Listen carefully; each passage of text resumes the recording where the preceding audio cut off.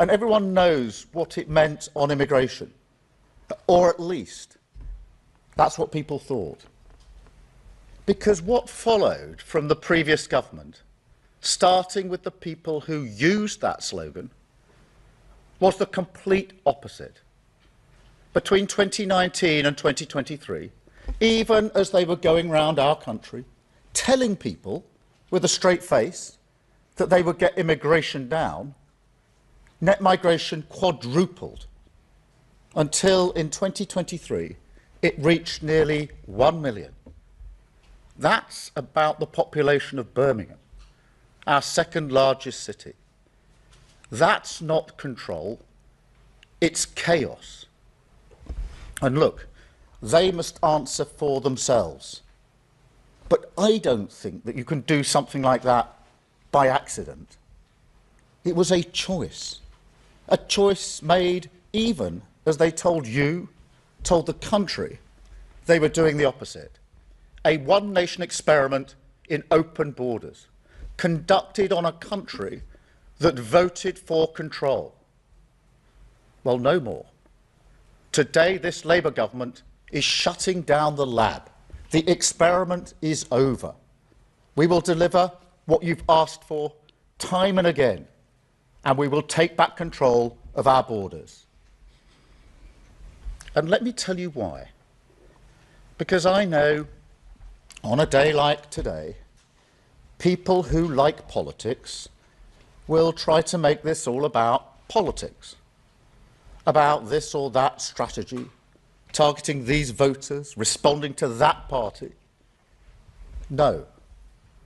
I'm doing this because it is right, because it is fair, and because it is what I believe in. Let me put it this way. Nations depend on rules, fair rules. Sometimes they're written down, often they're not. But either way, they give shape to our values, guide us towards our rights, of course, but also our responsibilities, the obligations we owe to each other. Now, in a diverse nation like ours, and I celebrate that, these rules become even more important. Without them, we risk becoming an island of strangers, not a nation that walks forward together. So when you have an immigration system that seems almost designed to permit abuse, that encourages some businesses to bring in lower paid workers rather than invest in our young people, or simply one that is sold by politicians to the British people on an entirely false premise, then you're not championing growth, you're not championing justice, or however else people defend the status quo. You're actually contributing to the forces that are slowly pulling our country apart. So yes, I believe in this. I believe we need to reduce immigration significantly. That's why some of the policies in this white paper go back nearly 3 years. Why I told the Labour Party conference, taking back control is a Labour argument. And why, most importantly of all, inward migration is already falling with this government. It's about fairness. And look, I mean, migration is part of Britain's national story. We talked last week about the great rebuilding of this country after the war. Migrants were part of that, and they make a massive contribution today. And you will never hear me denigrate that. But when people come to our country, they should also commit to integration, to learning our language. And our system should actively distinguish between those that do and those that don't. I think that's fair. Equally, Britain must compete for the best talent in the world, in science, in technology, in healthcare. You can't simply pull up a drawbridge, let nobody in, and think that's an economy that would work. That would hurt the pay packets of working people without question. But at the same time, we do have to ask why parts of our economy seem almost addicted to importing cheap labour, rather than investing in the skills of people who are here and want a good job in their community. Sectors like engineering, where visas have rocketed while apprenticeships have plummeted. Is that fair to Britain? Is that fair to young people, weighing up their future to miss out on those apprentices? To see colleges in their community almost entirely dedicated to one-year courses for overseas students? No, I don't think that it is. And truth be told, I don't think anybody does. Yet that is the Britain this broken system has created. So as this white paper sets out, every area of the immigration system, work, family and study, will be tightened up so we have more control. Skill requirements raised to degree level. English language requirements across all routes, including for dependents. The time it takes to acquire settled status extended from 5 years to 10. And enforcement tougher than ever, because fair rules must be followed. Now, make no mistake, this plan means migration will fall. That's a promise. But I want to be very clear on this. If we do need to take further steps, if we do need to do more to release pressure on housing and our public services, then mark my words, we will. But it's not just about numbers, because the chaos of the previous government also changed the nature of immigration in this country. Fewer people who make a strong economic contribution, more who work in parts of our economy that put downward pressure on wages. So perhaps the biggest shift in this white paper is that we will finally honour what take back control meant and begin to choose who comes here, so that migration works for our national interest.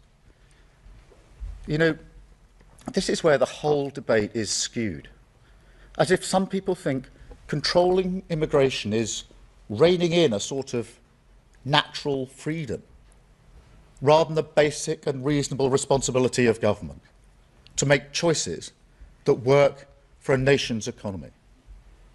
And for years, this seems to have muddled our thinking. But let me be clear, it ends now. We will create a migration system that is controlled, selective and fair. A clean break with the past that links access to visas directly to investment in homegrown skills, so that if a business wants to bring people in from abroad, they must first invest in Britain, but also so settlement becomes a privilege that is earned, not a right. Easier if you make a contribution, if you work, pay in and help rebuild our country. Now, some people may even be against that, but I think for the vast majority of people in this country, that is what they have long wanted to see. An immigration system that is fair, that works for our national interest, and that restores common sense and control to our borders. That is what this white paper will deliver. Lower net migration, higher skills, backing British workers.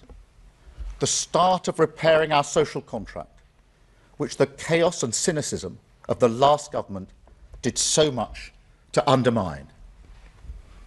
Thank you. I will now take a number of questions from the media. I've got a hopefully accurate list here, starting with Chris Mason, BBC. Thank you. Chris. Thank you, Prime Minister. Chris Mason, BBC News. Let's be clear, are you promising today that net migration will fall every year between now and the next election, come what may? Well, I'm promising it will fall significantly, and I do want to get it down by the end of this Parliament significantly. That is what this plan is intended to achieve, the complete opposite of what you saw in the last 4 years. It is frankly incredible that net migration quadrupled in 4 short years to nearly 1 million. This white paper, these plans bring it back into control. make sure it's controlled, that is selective, that we decide who comes to this country, and that it is fair. And that's what we will do, significant reduction in immigration. And as I've indicated, if it becomes necessary to take further measures, then that's what we will do. Thank you. Robert, ITV. Robert Beston, ITV. Prime Minister, you know that countries that want to grow are in a global race for top talent. Your number one priority is growth. Haven't you shot yourself in the foot by insisting that those who want to be citizens now have to live here twice as long as those who want to be American citizens?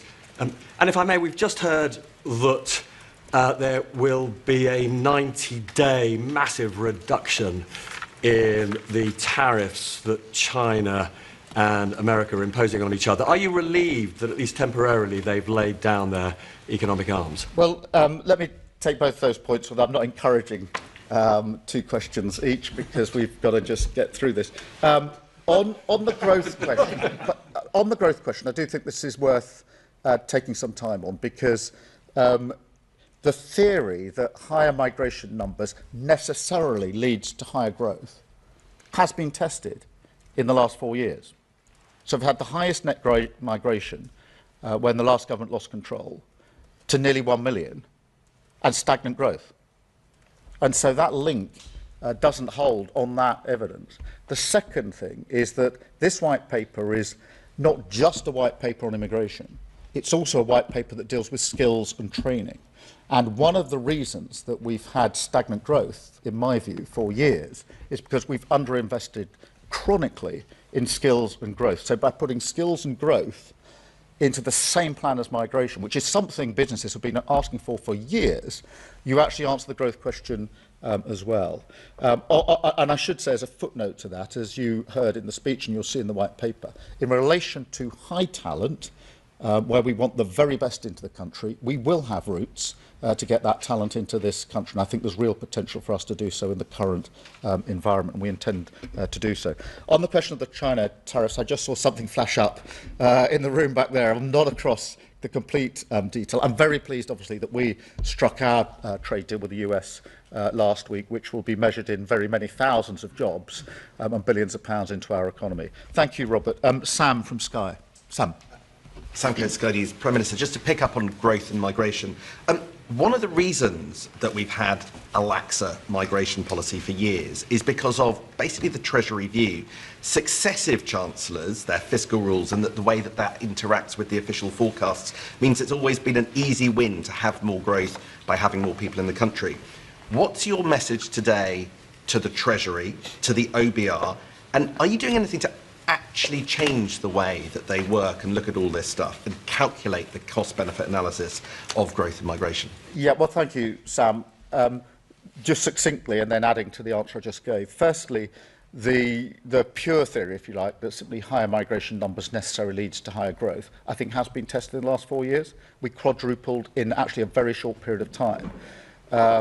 And, you know, I think whatever political persuasion you are, it is quite extraordinary that net migration quadrupled in 4 years.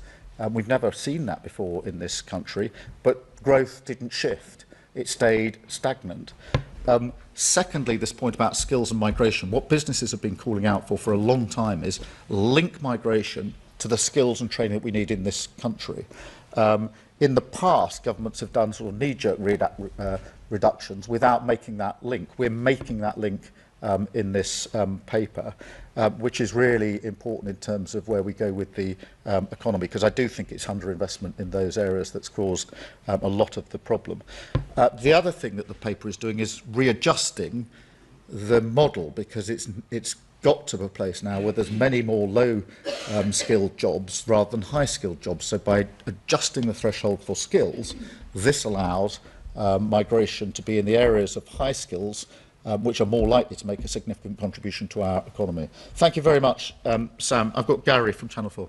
Thank you very much, Prime Minister. Have you been on a bit of a journey yourself on this? Did you used to believe that higher immigration led to higher growth. Would Keir Starmer a few years ago have talked about an island of strangers? Are you one of the people who now thinks that Article 8 of the ECHR is actually a problem and not something that's just exaggerated by other people? Well, Gary, thank you very much. I invite you to dig out my conference speech at Labour Party conference. I know you remember them all. But 3 years ago now, I think it was, when I made the very political argument that I've made this morning, which is that take back control, understanding why you need control, selection of fair immigration is a Labour argument. And once you've dug out that transcript, there's then the speech I made to the CBI, I think about 3 years ago, making the same argument in relation to business, saying too many businesses, in my view, are too dependent on migration rather than training and skilling up people in this country. And I was signalling to the CBI then that would change under a Labour government. So there's a core consistency through here. On Article 8, yeah, we do want to ensure that the right balance is made in migration cases in relation to the national interest. There's a balance set out in legislation already. That needs to be adjusted, in my view, and that's what we will do. Thank you, Gary. Chris Hope, sorry. There's a lot of Chris's. Chris Hope, GB News. Prime Minister, we've been here before, haven't we? There have been 3 Immigration Acts since 2014. The Immigration Act in 2014 and 2016 both aimed to reduce immigration. They both failed. Why on earth should GB News viewers think you're going to succeed? And why not give us a promise right now? Why give us a fixed target right now, not a promise, so we can judge you on success? The Tories at least did that, but they failed. Well, look, the difference here, this is the most comprehensive plan that has been put forward. It's been forward to end the Tory sort of open borders experiment that we have had. You're right about that. And it looks at all routes, and it's comprehensive, and it does the hard yards of linking skills and business to what we need to do with the economy. So it's not a narrow look just at the numbers. It puts them in their proper context. On the question, which we do want to significantly reduce migration, I'm absolutely making clear that's what it will do, and that if we need to go further, we will. So that's the promise I make to your viewers. I don't think it's sensible to put a hard-edged cap on it. That has been done in one form or another for the best part of 10 years by different prime ministers. The only thing that links those prime ministers and the various caps or quotas or limits they put in place is every single one of them failed. And therefore, going down the failed route is not a sensible way for me. As with everything that I do, serious, pragmatic, looking at the things that will actually make a material difference. Thank you, Chris. Jerry from The Times. Prime Minister Jerry Scott from The Times. What is your message to the 9 million inactive adults in the UK at the moment who might not think that they should take work in a care home, for example, and also to some of your Labour MPs who might be squeamish about Labour government taking a tough line on immigration?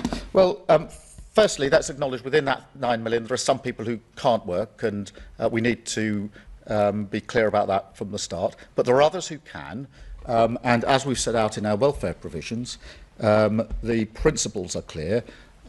Where people can't work and are unlikely to be able to work, they should be protected and supported. But where people can get into work, they should be supported. The current system does the opposite, and so we will support them into work with a £1 billion package, the right to try, and measures like that.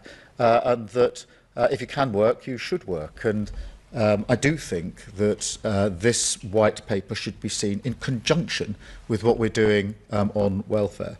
And on squeamishness, I actually think that the Labour Party has as core values the idea that immigration should be controlled, that it should be selective. We should be choosing who we want, higher skills, the high talent routes into our country. And it must be fair. They're basic Labour arguments and concepts for many, many years. Thank you. I've got Jack from The Sun. Jack. Thank you, Prime Minister. You said just now that this is a comprehensive plan to bring down legal migration. You also said in the election you had a comprehensive plan to bring down illegal migration. And so far it seems that isn't working. Small boat crossings are going up on your watch. So why should voters think that your plan to bring down legal migration will fare any better, especially given you're considering an EU youth mobility scheme, which could actually increase it? Well, let's tackle that head on, because nobody should be getting in a small boat to cross over the channel and illegally entering this country. The last government lost control of the borders. It falls to this government to clear up that mess in the same way we're clearing up all the other messes that they left behind. I am convinced that the way to do that is to take down the gangs that are running the vile trade. And for that reason, we've drafted and put before Parliament a borders bill, which follows through on the promises I made, which is we need to give law enforcement greater powers, going down the counter-terrorism powers. The thing that distinguishes counter-terrorism from other law enforcement is you can take action earlier. You can be preemptive. You can operate in a completely different way. That's why we've gone for a package that allows law enforcement to get in much earlier. That is going through Parliament. Who is voting against that? The Tories, who caused the problem in the first place. Thank you, Jack. Martin from the Daily Mail. Martin. Prime Minister Martin Beckford from the Daily Mail. Gary asked if you've been on a journey on net migration. Similarly, you talked about tough enforcement. One of today's measures is for foreign nationals convicted of any offence to be considered for deportation. Yet just 5 years ago, you signed a letter calling for the halt to a deportation flight that contained, amongst others, 2 people convicted of rape and 3 of GBH. Your views have changed, haven't they? No, I've always said that those who commit offences should be deported. I ran the Crown Prosecution Service for 5 years, between 2008 and 2013, and it fell to my prosecutors on my instructions to ask for the deportations in the first place in the Crown courts. So I've been really clear. I've been in charge of cases where we routinely asked for the judge, because that's the way the system operated in those days, to add to the sentence an order at the end that there should be a deportation. So what's that? That's going back the best part of 20 years. Thank you very much. And I've got Michael from the Daily Express. Thank you. Michael. Does going further mean disentangling ourselves from the ECHR and disapplying human rights laws in immigration cases? No. I don't think that is necessary. I also remind myself that the international agreements we've signed have given us the basis for the deals that we've struck on illegal migration. So the Home Secretary has moved fast, working with other countries, to put in place materially improved deals with other countries in relation to migration. That would not have been possible if we had been saying at the same time we're about to withdraw from our international obligations. I could give you many more examples than that, but you can't strike those deals with other countries to work more closely together on law enforcement to smash the gangs, and to work on returns agreements, which is what we want to do, if in the next breath you're saying you don't believe in international law. If you do, you can strike the deals. If you don't, you can't. And one of the features of the last government is they struggled to strike these deals because other countries said, if you don't comply with international law, why should we write and agree an international agreement with you, which to me is plain common sense. Thank you very much.